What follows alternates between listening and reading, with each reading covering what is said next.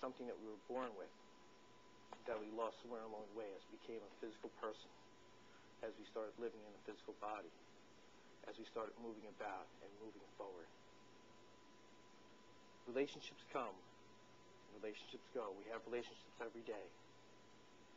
But if we can keep in check or get that relationship with our spirit, our creator, our oneness, if we can get that going every day of our lives, that grows outside of us. That sparks outside of us.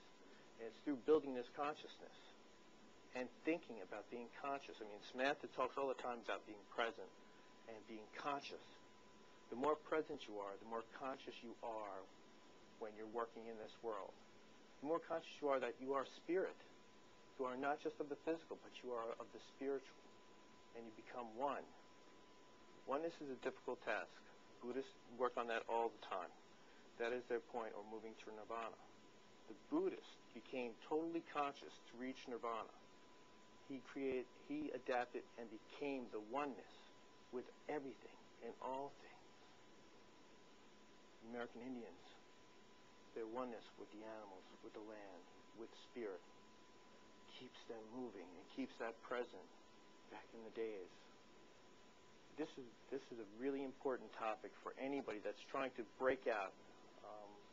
For days I kept on hearing, let me out, let me out, let me out. And after I let me out, I started writing. And I started writing about the consciousness. I started writing about the connection. And this is all inspired by Samantha's writings. And then it channeled through. The work started channeling through. As we move forward and we start looking at each other and we start making the connection, we make the connection, their divinity. Everybody is divine. Everybody is spirit. Everybody is God. And in turn, God is everybody. I would also like to say that we as humans, we have a yearning to connect with others, even though some people may feel isolated, or they may feel comfortable in a space of solitude. Okay, there is always a yearning to connect. That is instinctual. That is part of our human nature. And a lot of people experience in their lives disconnection from time to time with other people. But a lot of times that disconnection comes from a deeper sense of being disconnected with the Creator. Yes. Okay? So there, we talk about separation from God or separation from the infinite Creator because we live in the world, but the Creator is within us. Our thoughts are the thoughts of the Creator. Our instincts, our basic instincts are that of the Creator. And the yearning to be one, that is of the Creator. And the show today that we talk about is about our first relationship. And our first relationship, as with all religious beliefs or spiritual beliefs, we should always strive to have that relationship first with our Creator, because it brings us back into what Ron has spoken about, being present. If you want to carry a strong presence, and people who do carry a strong presence are those people who are deeply connected, know themselves through a spiritual connection with whatever they believe in, the Creator. They know their divinity. They have a strong sense of their divinity.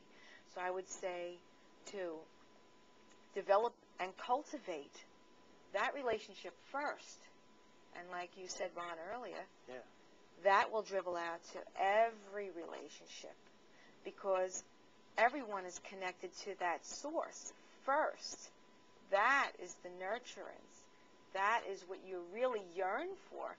And when you are experiencing ecstatic states with another person, with someone that you love, someone that you cherish, there first must be self-cherishing on some level, okay, for you to be able to cherish another person. And that comes from knowing your own divine source and being intimate with it.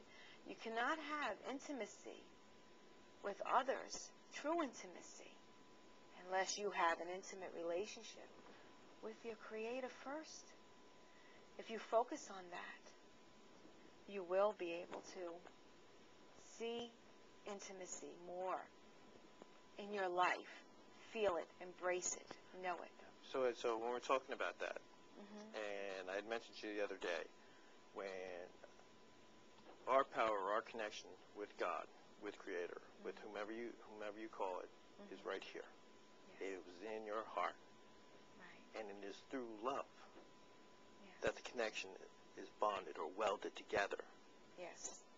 Which is then shines out through every orifice in your body.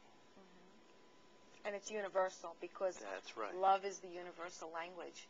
Yep. And love is the divine purpose for every being on this planet.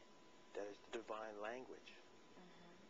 And that is where the intimacy comes. That's right. Because you cannot have intimacy without a deep expression of love. Correct. So as you're developing and as you're opening, as you're breaking through the cycles, you're breaking the panes of glass to get through the illusion and get to the other side. And the illusion is always fear. And fear is always a byproduct of a disconnection with your Creator. And then where is that fear generated from? We've talked about how the fear is being generated. The fear is being generated right here. Through the mind. Absolutely. And it's through